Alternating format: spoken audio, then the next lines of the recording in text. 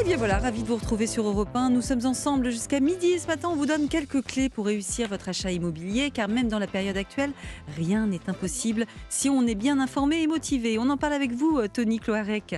Vous êtes, je le rappelle, ancien courtier, investisseur immobilier et l'auteur du livre Je deviens proprio. C'est publié chez Larousse. Alors, par quoi on commence, Tony, quand on veut acheter son logement? J'imagine que déjà, il faut établir un budget. Est-ce qu'il faut nécessairement un apport personnel? Et si oui, de combien? Ou est-ce que c'est pas obligé?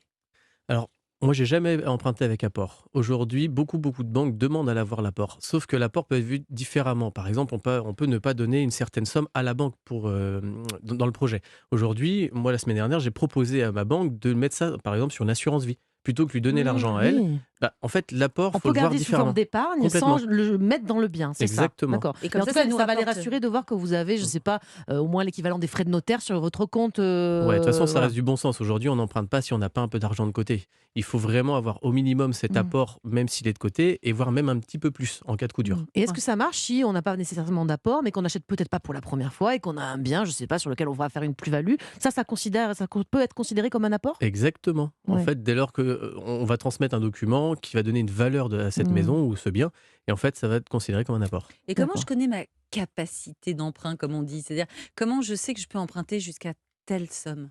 Alors en fait, aujourd'hui, le taux d'endettement, c'est ce qui va régir en gros la capacité d'emprunt. C'est 35% en 2023. Donc ça veut dire, on va prendre un exemple, si quelqu'un qui gagne 4 000 euros, on fait 35% de cette somme-là, ça fait qu'il a 1 400 € par mois pour emprunter. Quel D'accord. que soit le crédit. Alors attention, ça veut dire que ça va être un crédit conso, crédit immobilier. Tout Tout, crédit confondu. exactement, Et tout est donc, il englobé. peut emprunter en tout 1 400 €, cette Exactement. personne qui gagne 4 000. Ouais. À OK. rembourser par mois, c'est Ouais. ça. Et la capacité d'emprunt, est-ce qu'elle est liée justement à notre taux d'endettement? Vous l'avez dit, le taux d'endettement, c'est quoi? Mais il va changer, enfin, il peut évoluer aussi si je gagne plus tout d'un coup à un moment donné, vous voyez ce que je veux dire? Si je peux réemprunter pour faire des travaux, enfin, comment ça se c'est quelque chose qui est fluctuant quand même? Exactement, la capacité d'emprunt. Donc après les Si j'ai 35%, emprunté une voiture aussi enfin, vous voyez ouais. ce que je veux dire, Les avant? 35%, eux, ne bougeront pas. Ouais. Si on emprunte une voiture avant, eh ben, de toute façon, le crédit consommation de cette voiture va être inclus dans le prêt immobilier. C'est-à-dire que la globalité fera 35%. Par OK. contre, si on fait l'inverse, si on achète une maison dans un premier temps Voilà. et que derrière on achète une Eh ben, voiture, ça va augmenter en mon taux fait, eh d'endettement. ben, ça, c'est pas grave. Je dois pas prévenir mon banquier. Non, le taux d'endettement peut passer les 40-50%. C'est pas grave. Faut C'est pas, acheter le bien d'abord. et Acheter la voiture c'est ce que je après. dis, achetez C'est d'abord ça. la maison avant. OK. D'accord. Et Et dites-moi, oui. puisqu'on était dans les chiffres, là, on parlait de capacité d'emprunt. Est-ce que vous pouvez nous dire, on en rigolait tout à l'heure avec Philippe Bandel, ce qu'est le taux d'usure dont on parle de plus en plus? Il sert à quoi ce taux Alors, d'usure? tout simplement, le taux d'usure, c'est le taux global où la banque ne peut pas dépasser. Donc, si jamais on a un taux, je sais pas moi, un taux de prêt à 3%, plus après les assurances, plus après tous les frais qui vont lier, il faut absolument que la totalité ne dépasse pas le taux d'usure. D'accord. Et Ac- c'est qui fixe ce taux Voilà. d'usure? C'est Alors, la banque, je sais ouais, pas c'est quoi, la Banque de centrale? France, la Banque centrale. En fait, ils vont se réunir, ils vont créer ce taux d'usure. Ce taux d'usure, actuellement, il est à 4,24 sur 20 ans. Ah ouais. Donc, Donc ça veut dire que si, par exemple, on emprunte à 3 et que, je sais pas, on a une maladie, qu'on déclare et que l'assurance coûte cher, potentiellement, on peut pas emprunter? Donc on va exactement. avoir le crédit refusé à cause de ce taux d'usure. Exactement. Mais pourquoi on en parle tant ces derniers temps du taux d'usure? Il existe depuis toujours en fait, enfin, depuis Ouais. quand?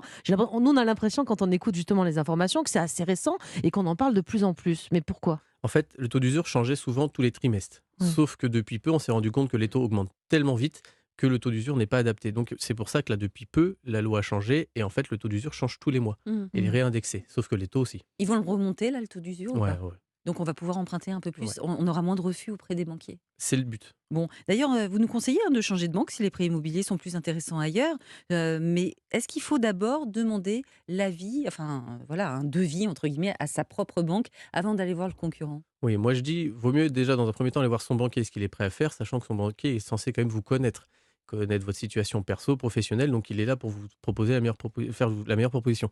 Par contre, si vraiment vous ne le sentez pas, changez de banque en fait. Ouais. Aujourd'hui, il y a plein d'établissements bancaires et il ne faut pas hésiter à les solliciter. On peut les mettre en concurrence Oui. surtout, non? Ça se fait? On a le droit?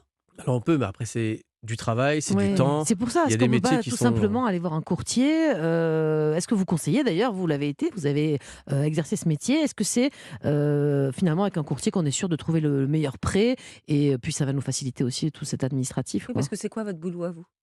Alors moi du Il est coup, plus, mais Non, il mais était voilà, je le courtier. l'étais. boulot d'un courtier. Ouais, Le boulot d'un ouais, courtier, c'est quoi? en gros, le boulot d'un courtier, c'est d'aller faire le tour des établissements bancaires pour trouver la meilleure proposition suivant votre situation professionnelle et personnelle. Le but, c'est de vous faire gagner du temps et d'avoir une super Mmh. propos. Et Mais- comment vous vous rémunérez, non? Alors, la rémunération, depuis peu, c'est en gros la banque qui nous paye un certain montant, souvent c'est 1% du projet. Et en plus de ça, la courtière ou le courtier peut très bien vous demander du coup des honoraires. Du genre Mmh. combien? Ça peut varier entre 1 et 3% suivant la région dans laquelle vous êtes. Du montant total du Du prêt, montant c'est total ça, du prêt. d'accord. Et justement, pour faciliter, alors on a parlé des prêts de manière générale jusque-là, mais on entend souvent parler du prêt à taux zéro. C'est quoi exactement? Est-ce que ça existe toujours, là, d'ailleurs, en avril 2023? Oui, c'est toujours en vigueur. C'est un super prêt qui a été mis en place. En gros, le but, c'est le prêt à taux zéro. C'est vraiment pour les gens qui veulent acheter une résidence principale, qui ont beaucoup de travaux. C'est au minimum 25% du total du projet. Si jamais on emprunte 100 000 euros, il faut au moins que ça soit 25 000 euros du projet. En plus de ça, c'est conditionné aux revenus. Vous pourrez retrouver les grilles soit sur mon livre, Mmh. soit sur Internet. Et également, il faut qu'il y ait une zone. Ça va de A à C en France. Vous regardez la zone et en fonction de ça, vous Mmh. allez connaître le montant que on Vous va avez dit les pouvoir vous allouer. revenus, ça veut dire qu'il ne faut pas avoir trop de revenus non plus, c'est ça, Exactement, c'est plafonné, ouais, en fait, hein? Et il y a d'autres, Mélanie, il y a d'autres, Oui, il y a je pas que crois, le prêt à taux d'autres zéro, prêts. Il y ouais. a le prêt patronal, c'est ça? Il y a d'autres, prêts, moins connus, Complètement. Le prêt patronal, c'est le prêt où on le voit souvent, le 1% patronal, on l'a appelé comme ça, mais aujourd'hui, c'est quand même 0 à 1% que ça va coûter, donc c'est quand même hyper bas quand on voit les 3%. Par contre, ça va jusqu'à 40 000 euros, donc c'est pas non plus une très grosse somme. Enfin, c'est Je veux déjà dire, ça, emprunter à c'est très toujours peu, ça à de très prix. bas, très tôt, à taux très bas, pardon. Le truc qui est sympa aussi, c'est qu'il n'y a pas de frais de dossier et pas de frais de garantie, donc c'est plutôt pas mal. C'est plutôt pour les primo-accédants, ça, non? Ou pas? Aussi. Ouais. Alors, les primo-accédants, c'est encore un autre prêt. Ça, c'est des prêts qui sont vraiment liés aux banques qui sont, on va dire, sociétaires. Souvent, on entend Ah devenez oui. sociétaire de ma banque, etc. Ça, c'est des banques, en fait, qui font des prêts en interne. Ils vont générer de l'argent. Tout ce que vous allez mettre en tant que sociétaire, ça va créer une certaine enveloppe, une cagnotte, et ça va être remis. Et dites-moi, est-ce qu'on peut renégocier son crédit à n'importe quel moment? Si on a eu un taux vraiment trop haut, est-ce qu'on peut le faire redescendre ou est-ce qu'il faut attendre un certain délai Oui, avant? ceux qui vont emprunter, Ouais. je sais pas, le mois prochain, peut-être à 4%. 4%. Est-ce que s'ils voient dans 6 mois que ça a baissé, ils peuvent Ouais. tout de suite y aller? Oui, vous pouvez le faire à tout moment. Après, il faut partir sur le principe qu'idéalement, il faut un écart entre ce que vous avez emprunté et ce qu'il va y avoir entre 0,80 et 1%. Si vous Ah. avez emprunté à 4% et que ça descend à 3, il faut aller voir son banquier. D'accord. Et ça, c'est bien entendu. C'est très clair, Denis Cloarec. On va rester ensemble. On va poursuivre dans quelques minutes ce décryptage sur l'achat immobilier. On se pose aussi la question des achats pour louer. Est-ce que c'est la bonne période pour cela? Et puis, faut-il avoir peur des travaux? Qu'en pense notre spécialiste? On y revient très vite sur Europe 1, alors restez avec nous.